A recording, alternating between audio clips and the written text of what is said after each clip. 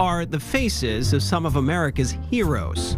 And Joel Christian Gill is doing his best to make sure we know their stories. I think most time people think, when they think of comics, they think, superheroes are, the comic strips. They don't think of, very beautiful and terrible stories. And they don't think about, really complicated ways that this medium can work to tell stories. Joel lives in New Boston, where he draws comics about Black history.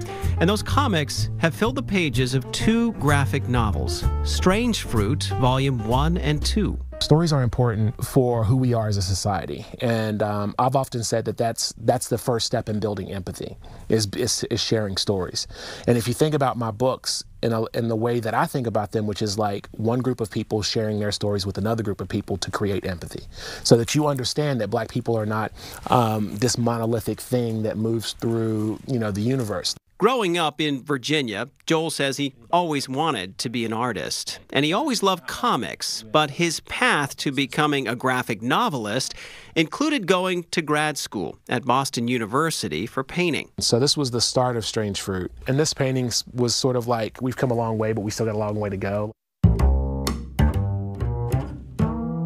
The move to comics came when Joel realized his need to tell stories was better suited for a different medium. So it's only been the last 40 or 50, maybe even 25 to 30 years that people are starting to realize that comics is more than just, funny little stories about one thing or another. There are complicated stories that are told in really simplistic ways, and I think that's what you need to do as a storyteller. This is probably my favorite page in the entire book, where he comes in, he walks in and says he's the sheriff, and you have to see this whole thing.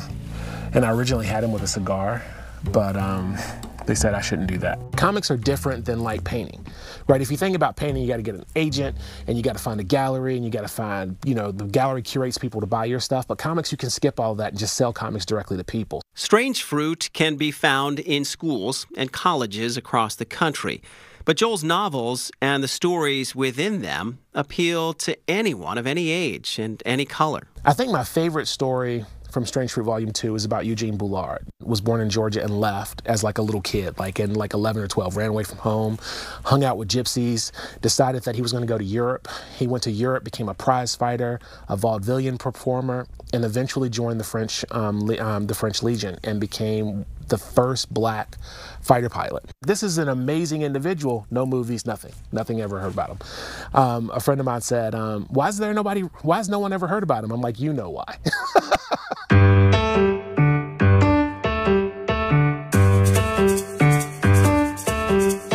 The creative process is a lengthy one. Each panel is its own work of art. Everything's digital. One of the most common misconceptions about this is that you push a button and the computer will draw things for you. When in the reality is that you have to know how to draw already before any of this actually will work out. I struggle with, feet. I struggle drawing women sometimes. It's different things, different times. I struggle with a lot of it. I think most people don't understand, drawing. Roy Lichtenstein said once that the more I draw, the more everything else seems easy. Because drawing is hard. I'm taking, this graphite and I'm trying to make it look like a woman. And that's crazy. That's just that's like a crazy concept in and of itself. How can I take this gray pencil and make something that looks like a woman? The most interesting thing about the entire thing is that I don't like to look at the book after I'm finished because I see so many mistakes. When you're doing something that's a craft, you can't. I don't think it's healthy to ever feel like you're at the top of your game. Do you know what I mean? Because at that point is when you stop growing. It doesn't look like Strange Fruit will stop growing. Joel says the more he publishes, the more stories come flooding towards him. That's how the New Hampshire connections in his first volume of Strange Fruit made the cut. There's the story of the Noyes Academy, which was the first integrated school in America in 1838. There's a story of Richard Potter, who was the first American stage magician. That's the thing that I think is really interesting about Richard Potter's story, is that he wasn't just the first like the first black magician. He was the first American stage magician. The New England and New Hampshire connections weren't specifically like, I didn't seek those out. It's because of the way people tell me the stories. They come up to me and say, have you heard of this thing? You should know this story, or you should know that story. He is choosy when deciding who to include in his novels. I don't want to focus on like the first black, because I don't feel like that's special enough. Like, I don't think that just being black is like an interesting thing.